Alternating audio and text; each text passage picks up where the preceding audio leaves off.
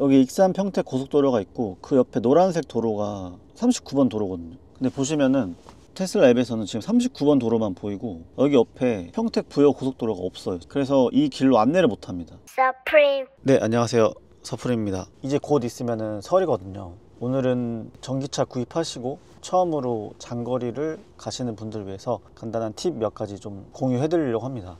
되게 기초적인 거긴 해서 나는 장거리 많이 다녀봤다 하시는 분들은 굳이 안 보셔도 될 것 같아요. 근데 전기차로 첫 장거리 가시는 분들이라면은 도움이 될 만한 정보니까 봐주시면 감사하겠습니다. 제가 이 영상을 만들게 된 이유가 있거든요. 지도 관련된 건데 그건 조금 이따가 말씀드리도록 하겠습니다. 서프림. 첫 번째는 충전입니다. 출발하시기 전에 꼭 100% 충전하시기 바랍니다. 사실 고속도로에 가면은 어떻게 될지 모르거든요. 사실 이 명절 기간에 휴게소 주유소는 항상 가득 차 있잖아요. 근데 전기차 충전소는 가득 차 있을 때도 있고 주유소에 비해서 자리가 좀 비어 있는 경우도 있습니다. 어떻게 될지 모르니까 출발하기 전에 완충을 꼭 하시고, 평소에 80% 하셨더라도 장거리니까 꼭 100% 충전하시고 출발하시기 바랍니다. 그리고 장거리 가시다 보면은 주행거리 관련해서 변수가 많이 생기게 돼요.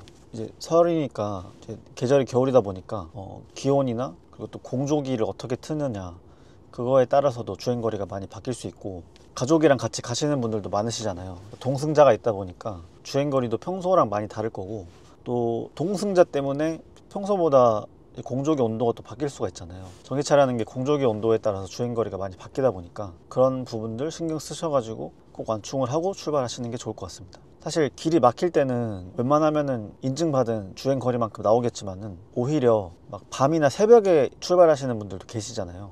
막히는 길 피해서. 그런데 그럴 때 오히려 전비가 굉장히 안 좋아지거든요. 저 같은 경우도 트리플 모터다 보니까 고속 구간에서 전비가 많이 떨어지는 부분이 있어요. 나는 길 안 막힐 때 새벽에 갈 거야 라고 하시더라도 꼭 완충을 하고 가셨으면 좋겠습니다. 그리고 두 번째는 차 순정 내비게이션을 꼭 쓰시라는 겁니다. 보통 차에 있는 내비게이션보다는 티맵이나 네이버 맵 같은 어플을 더 선호하시잖아요. 근데 전기차 같은 경우에는 꼭 순정 내비를 쓰셔야 되는 게, 계속 가시면서 주행 가는 거리를 확인을 하셔야 되거든요. 목적지에 도착했을 때 배터리가 얼마 남는지 그런 것들을 계속 체크하시면서 가셔야 되기 때문에 당연히 이게 휴대폰 내비게이션에선 확인이 안 되는 부분이니까 꼭 순정 내비를 켜고 가시면서 확인하시기 바라겠습니다. 저도 당연히 이 정도는 갈 수 있겠지 하고 갔다가 되게 아슬아슬했던 경험이 있거든요. 그래서 꼭 순정 내비 써가지고 주행거리 확인하시면서 안전하게 가시기 바라겠습니다. 그리고 이제 마지막으로 순정 내비를 절대 믿지 마세요.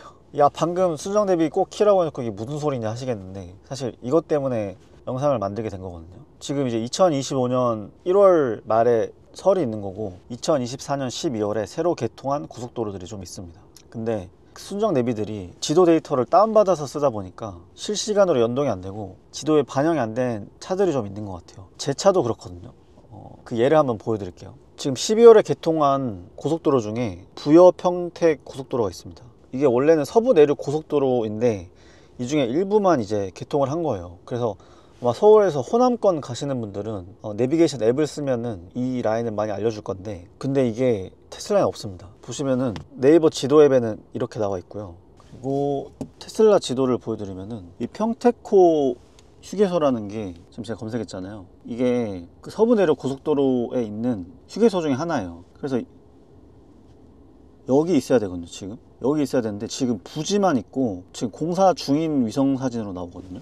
실제로는 공사가 끝나서 이미 이렇게 돼 있어요. 여기 익산 평택 고속도로가 있고 그 옆에 노란색 도로가 39번 도로거든요. 근데 보시면은 테슬라 앱에서는 지금 39번 도로만 보이고 여기 옆에 평택 부여 고속도로가 없어요. 그래서 이 길로 안내를 못 합니다. 지금 12월에 개통된 고속도로가 몇 군데 있어요. 제가 그냥 검색해 보니까 파주 양주 고속도로, 그 다음에 세종 포천 고속도로의 안성 구리 구간이 개통을 했대요. 지금 말씀드린 고속도로는 제가 안 가봐서 검색이 되는지 안 되는지 모르겠지만은 이 평택 부여 서부 내륙 고속도로 구간은 지금 업데이트가 안 돼 있거든요. 참고로 제 지도는 KR2024.201507입니다 버전이. 어쨌든 순정 내비를 자동차 배터리를 위해서라도 계속 봐야 되는데, 이 길이 만약에 여러분들 가시는 가장 빠른 고속도로면은 안내를 못 해주는 거잖아요. 그래서 돌아가야 되는 상황이 발생하니까 여러분 차에 있는 순정 내비랑 그다음에 휴대폰 앱을 같이 쓰셔야 됩니다. 이 테슬라 같은 경우에는 이게 또 무슨 문제가 있냐면은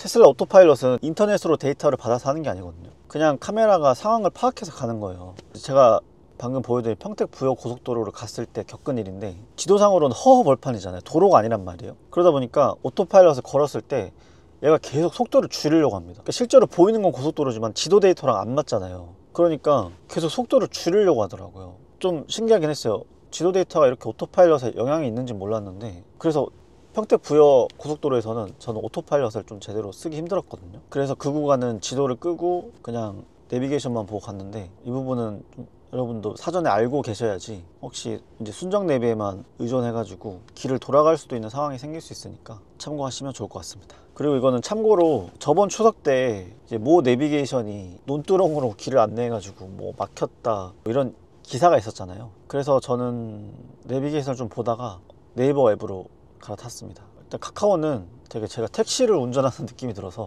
저랑 좀 안 맞는 것 같고, 티맵은 논두렁 사건이나 제가 평소에 썼을 때 길은 길인데 사람들이 막 다니는 좁은 시장 골목길로 안내를 한다든가 그런 일이 있어서 좀 저도 안 쓰게 됐고, 네이버 앱은 휴게소 안내할 때도 전기차에 맞게 전기차 충전기가 있다고 안내를 해주더라고요.